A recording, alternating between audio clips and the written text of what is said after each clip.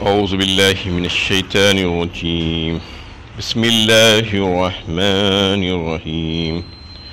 واتقوا يوما ترجعون فيه إلى الله ثم توفى كل نفس ما كسبت وهم لا يظلمون۔ اس دن سے ڈرو جب تم اللہ کی طرف لوٹائے جاؤ گے، پھر ہر شخص کو اس کی کمائی کا پورا پورا بدلہ مل جائے گا اور کسی کے ساتھ ناانصافی نہ ہوگی۔ یہ سورہ بقرہ کی 281 نمبر کی آیت ہے۔ یہ آیت کے تعلق سے حضرت عبداللہ ابن عباس رضی اللہ تعالیٰ عنہ کا قول ہے کہ یہ قرآن کریم کی سب سے آخری آیت ہے نزول وحی کے اعتبار سے۔ اس کے بعد کوئی آیت بھی نازل نہیں ہوئی، اور آپ صلی اللہ علیہ وسلم کا بعض روایت کے مطابق 21 روز کے بعد یا بعض روایتوں کے مطابق 9 روز کے بعد آپ کی وفات ہو گئی۔ تو یہ اس سلسلے کی سب سے آخری آیت تھی قرآن کریم کی، اور یہ ان 3 رکوعوں میں بھی اگر آپ دیکھیں جس میں انفاق فی سبیل اللہ کی ترغیب دی جا رہی تھی، اس کے فضائل بیان کرتے ہوئے اس کے آخرت کے ثواب کے اعتبار سے اس کی فضیلتوں کو بیان کیا گیا۔ یہ 3 رکوعوں کے آخر میں بھی یہ آیت آئی ہے۔ تو اس میں اس بات کو واضح کیا گیا کہ ڈرو اس دن سے جب تم اللہ کی طرف لوٹائے جاؤ گے، تم سب کو اس کی طرف پھیر دیا جائے گا، اور پھر اس دن تمہارا حساب و کتاب ہوگا، اور اس میں تم جو کچھ بھی عمل کیے تھے پورا پورا بدلہ تم کو دیا جائے گا۔ کسی قسم کی کوئی کمی پیشی نہیں ہوگی، کوئی ناانصافی تمہارے ساتھ وہاں پر نہیں کی جائے گی۔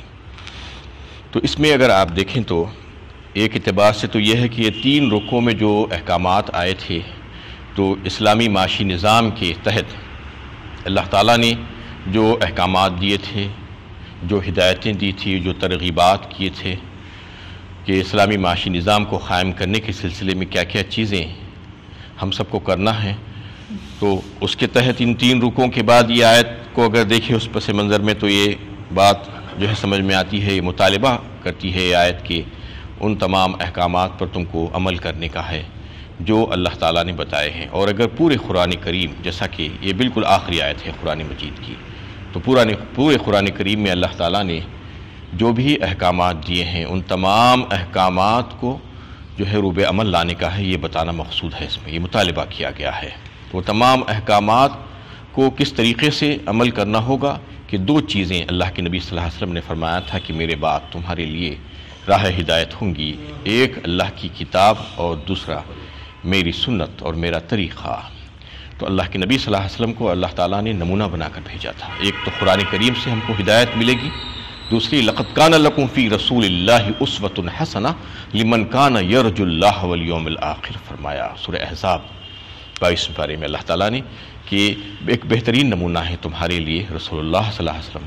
تمہاری زندگی کے ہر شعبے کے لیے، ان تمام لوگوں کے لیے جو یہ امید رکھتے ہیں کہ اللہ تعالیٰ سے ملاقات ہوگی، آخرت آنے والی ہے، جو اس بات کے امیدوار ہیں، تو پھر ان کے لیے اس میں نمونہ ہے۔ آپ صلی اللہ علیہ وسلم کی ساری زندگی میں ایک بہترین نمونہ ہے، اور اس کتاب میں ہدایت ہے۔ یہ 2 چیزیں ہم کو پکڑنی ہوگی اگر ہم جو ہے یہ چاہتے ہیں، جیسا کہ اللہ تعالیٰ کا مطالبہ ہے کہ تم جو بھی احکامات اور ہدایتیں تم کو دی گئی ہے اس پر کوشش کرو کہ حتی الامکان عمل کرنے کی۔ اب چونکہ ہوتا یہ ہے کہ دنیا میں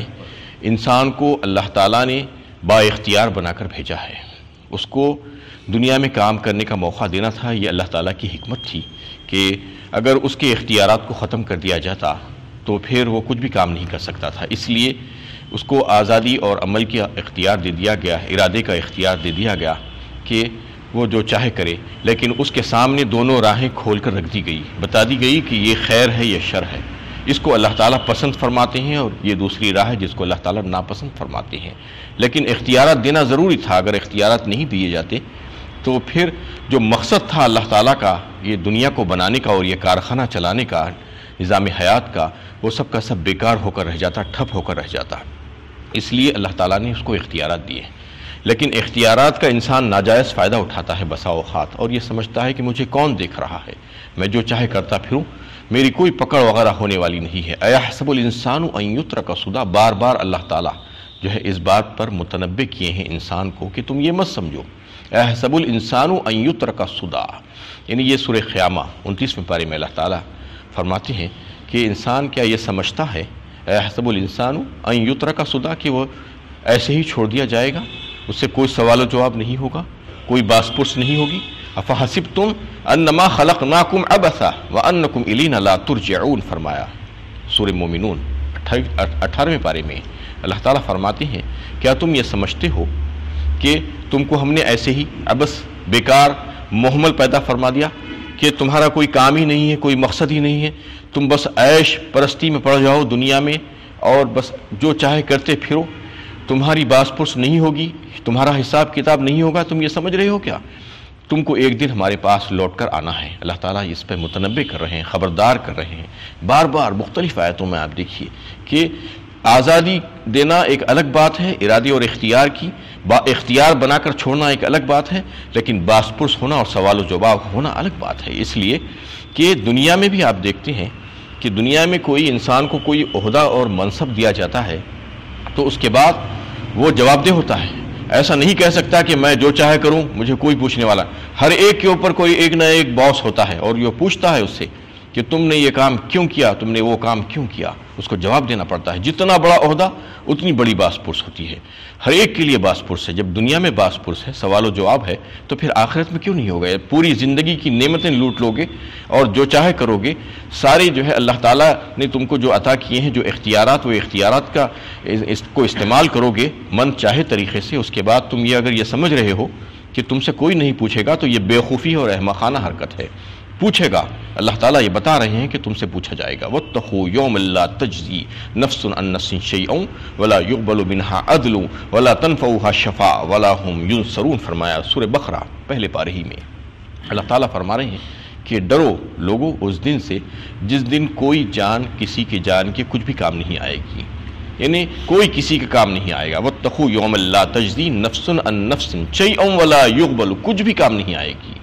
یعنی کچھ کام آ جائے گی کہ نہیں، کچھ بھی کام نہیں آئے گی۔ کیا کیا چیزیں کام نہیں آئیں گی؟ بتایا جا رہا ہے کہ نہ جو ہے کوئی معاوضہ وہاں پر چل سکے گا، نہ رشوت چل سکے گی، اور نہ ہی جو ہے تمہاری کوئی شفاعت اور سفارش اپنی مرضی سے کر سکے گا، نہ ہی تمہاری مدد کی جائے گی۔ یعنی دنیا میں جیسا انسان کبھی کوئی تکلیف اور پریشانی میں آ جاتا ہے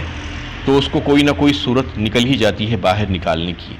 کوئی اس کا جان پہچان والا ایک بڑا آدمی ہوتا ہے، وہ آ کر کہتا ہے کہ یہ میرا آدمی ہے چھوڑ دو،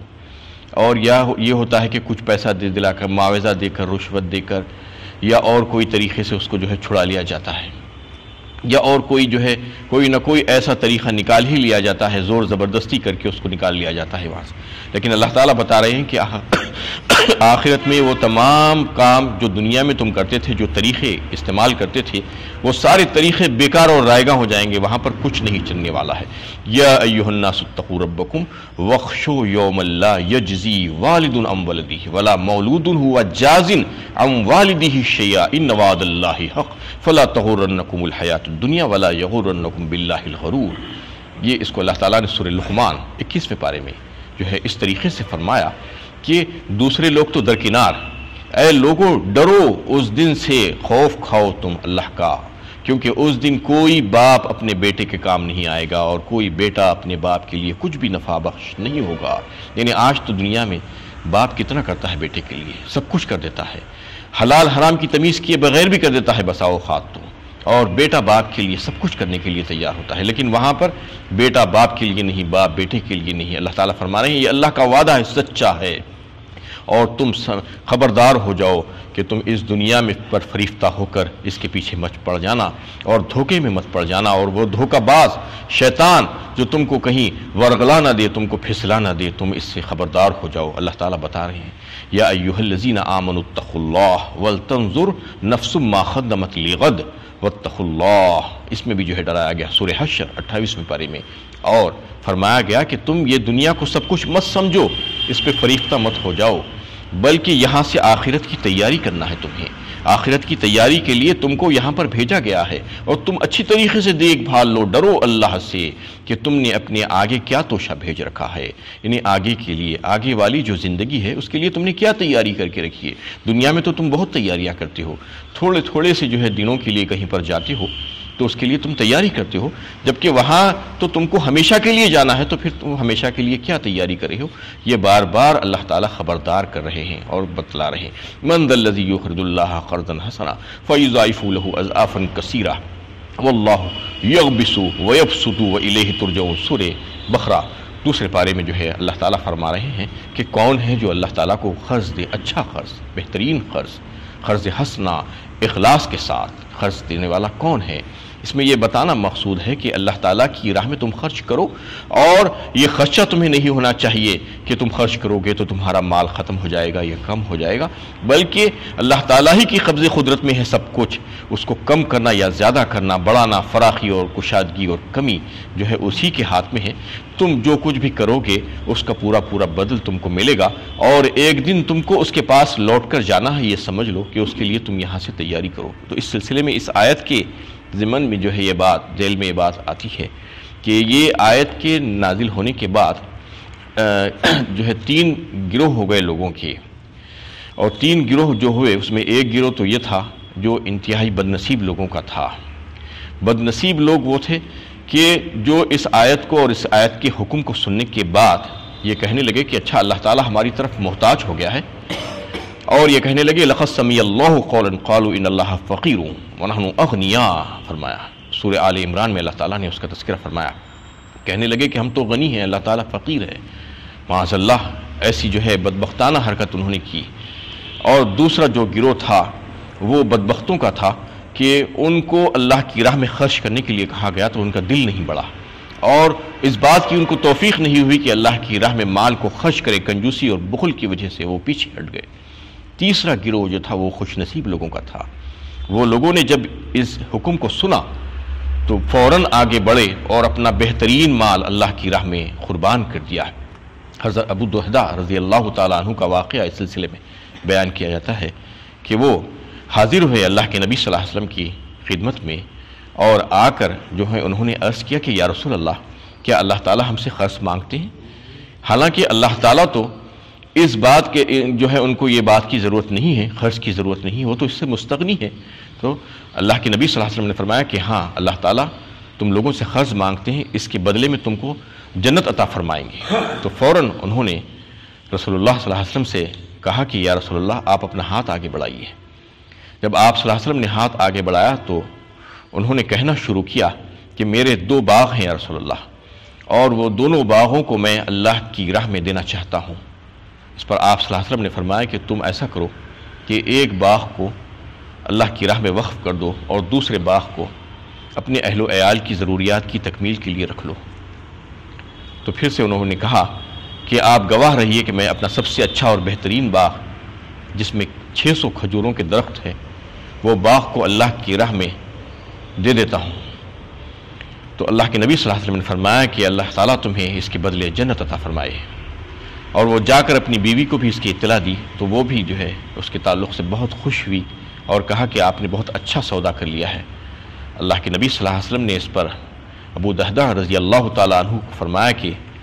بے شمار درختوں سے لبریز اور جو ہے پھلوں سے لبریز باغ ابو دحدہ کے لیے تیار ہے، جس میں بہترین کشادہ محلات بھی ہیں، اللہ تعالیٰ نے ان کو جنت عطا فرما دی۔ تو یہ معاملہ تھا صحابہ کرام رضی اللہ تعالیٰ عنہ کہ دنیا کی جو چیزیں ان کے پاس تھی اس کو اللہ کی راہ میں دینا چاہتے تھے اپنی آخرت کا سودا کرنے کے لیے۔ جب کبھی ایسا حکم آتا تو فوراً آگے بڑھ کر اس میں جو ہے اپنے مال کو لگا دیتے تھے، اور ایک ایک حکم کو اللہ کے نبی صلی اللہ علیہ وسلم کے ماننے کے لیے تیار ہو جاتے تھے۔ اس پورے جو ہے 3 رکوعوں کے بعد یہ فرما دیا گیا کہ یہ سود کی جو حرمت تھی اس کو بیان کیا گیا، اور اس کی جو قباحتیں تھیں اس کو بیان کیا گیا۔ اس کے بعد جو سابقہ معاملات سود کے پیش آئے تھے اس کے تعلق سے یہ کہہ دیا گیا کہ جو کچھ بھی بچا کچا ہے اس کو چھوڑ دو۔ اللہ کے نبی صلی اللہ علیہ وسلم نے حجت الوداع کے موقع پر خطبے میں یہ ارشاد فرمایا، یہ اعلان کر دیا کہ اب سے سودی معاملات کچھ بھی نہیں ہوں گے، اور جو کچھ بھی پچھلے بقایا جات ہیں وہ سب کو سب جو ہے چھوڑ دینا چاہیے۔ اس سلسلے میں آپ صلی اللہ علیہ وسلم نے یہ اعلان فرمایا کہ حضرت عباس بن عبد المطلب جو حضور صلی اللہ علیہ وسلم کے چچا تھے، ان کا بہت بڑا پیسہ جو ہے سود پر چلا ہوا تھا، کیوں اس زمانے میں وہ رواج تھا عرب میں، اور کافی پیسہ سود کا غیر مسلموں سے آنا باقی تھا، ان کے ذمہ تھا۔ آپ صلی اللہ علیہ وسلم نے یہ اعلان فرمایا کہ سب سے پہلے ہم اس سود کو جو ہے چھوڑتے ہیں، ہمارے چچا کا سود ہے، اور اس کے بعد تم لوگوں کو کوئی اعتراض نہیں ہونا چاہیے، کوئی پس پیش نہیں ہونا چاہیے کہ اپنے جو سود تمہارے جو مسلمانوں کے ذمہ ہے اس کو چھوڑنے کے لیے۔ تو اس سلسلے میں اس کی حرمت کو بیان کرتے ہوئے اس کو کہہ دیا گیا کہ اب سے کوئی سودی معاملات لین دین نہیں ہونے والے ہیں، اور اس پر پابندی لگا دی گئی، کیونکہ اس زمانے میں یہ ہو رہا تھا کہ اگر کوئی مخروص اپنے وقت پر جو ہے میعاد مکمل ہونے تک اپنا قرض واپس نہیں کر سکتا تھا تو اس کی آزادی خطرے میں پڑ جاتی تھی۔ نہ صرف اس کی آزادی، اگر وہ مر جائے تو اس کے بعد اس کی نسلوں سے کام لیا جاتا تھا، اس کو جو ہے بانڈڈ لیبر بنا کر، یعنی صدیوں تک ان کی غلامی اور گری جو ہے کرنا پڑتا تھا۔ اس کی وجہ سے اس کو اسلام نے منع کیا اور روک دیا، اور کہا گیا کہ اس کے لیے ایسی سخت سزائیں دی جائیں گی، یہاں تک کہ تمہیں قتل بھی کر دیا جائے گا اگر تم یہ سود کا معاملہ اور لین دین نہیں چھوڑو گے۔ تو اللہ تعالیٰ نے ان پورے 3 رکوعوں میں جو ہے یہ بات کو واضح فرما دیا، یہ اسلامی معاشی نظام کو پیش کیا گیا اس سلسلے میں، اور اس میں ترغیبات دیے گئے، اور اس میں جو ہے اللہ تعالیٰ نے ہدایتیں دی لوگوں کو بتانے کے لیے کہ یہ ظلم و ستم کا جو قانون ہے دنیا میں جو چل رہا ہے اس کو ختم کیا جاتا ہے یہاں پر، اور ہم اس سلسلے میں جو ہے ایک بہترین عادلانہ نظام جو ہمدردی سے پر ہے، جو خیر خواہی ہے، جس میں جو تعاون ہے ایک دوسرے کا، اور ایک انسان دوسرے انسان کا آگے بڑھ کر مدد کرنے والا مددگار ہو جائے، یہ قانون اللہ تعالیٰ نے پیش کیا۔ اور اس سلسلے میں اللہ تعالیٰ یہ چاہتے تھے، آپ کی ہرگز یہ منشا نہیں تھی کہ مال و دولت صرف چند لوگوں کے ہاتھوں میں سمٹ کر رہ جائے، بلکہ اللہ تعالیٰ کی چاہت تو یہ ہے کہ مال و دولت سارے لوگوں میں جو ہے امیروں سے غریبوں تک بہاؤ اس کا ہو جائے۔ لِكَيْ لَا يَكُونَ دُولَةً بَيْنَ الْأَغْنِيَاءِ مِنْكُمْ فرمایا، یعنی یہ بالکل یہ نہیں چاہتے اللہ تعالیٰ کہ فقیر اور غریب سے غریب تر ہوتا جائے، اور فقر و فاقہ اور تنگ دستی میں اور مفلسی میں زندگی گزارے، اور اس کی بنیادی جو ہے ضرورتیں بھی جو ہے پوری نہ ہونے پائے، بلکہ جو مال اللہ تعالیٰ نے اپنے فضل و کرم سے جو انسانوں کو دیا ہے، اللہ تعالیٰ یہ چاہتے ہیں کہ وہاں سے دوسری طرف بھی منتقل ہو اور سارے معاشرے میں خوشحالی پیدا ہو جائے۔ اس سلسلے میں بہت سے جو ہے اللہ تعالیٰ نے احکامات اور ہدایتیں دی ہیں۔ سب سے پہلی ہدایت اس سلسلے کی یہ تھی مال کو جو ہے ایک جگہ سے دوسری جگہ منتقل کرنے کے لیے کہ زکوٰۃ کا فریضہ اللہ تعالیٰ نے لگا دیا کہ زکوٰۃ کے ذریعے سے ہر سال جو مالدار طبقہ ہے، جو لاکھوں کروڑوں کی تعداد میں عام طور پر امت مسلمہ میں ہوتا ہے، تو وہ اگر اچھی نیت سے ایمانداری کے ساتھ زکوٰۃ کو صحیح طور پر نکالے تو امت کا ایک اکثریت جو ہے خوشحال ہو جائے گی۔ اس سلسلے میں اللہ تعالیٰ نے یہ فرما دیا کہ جن کے پاس مال و دولت ہے اور مال تجارت ہے، سونا چاندی ہے، تو ان کو سال بھر گزرنے کے بعد اس پر سے جو ہے 40واں حصہ نکال دینا ہوگا جو غریبوں کو دیا جائے گا ان کے، اور پھر اس کے بعد جو ہے انفاق فی سبیل اللہ جو نفلی صدقات ہے اس کے بارے میں ترغیبات دیے گئے لوگوں کو کہ تم کو بہترین اجر و ثواب اس کا مل جائے گا اگر تم ایسا کرو گے، اور مالدار طبقے کو یہ ہدایت دی گئی اور کہ تم جو ہے امت کی جو ہنگامی ضروریات ہو، جو بنیادی ضروریات ہو، اس کے سلسلے میں قرض حسنہ دو، بلا سودی قرض، بغیر کسی جو ہے نفع کے، صرف اللہ تعالیٰ کی رضا جوئی کے لیے جو ہے انسانوں پر اپنا مال خرچ کرو اور ان کو قرض کے طور پر بھی دینے کی کوشش کرو۔ اور کئی ایک جو ہے صورتیں اللہ تعالیٰ نے پیدا فرما دی ہے جس سے مال امیروں سے لے کر غریبوں کی طرف جو ہے بہہ سکتا ہے۔ اس سلسلے میں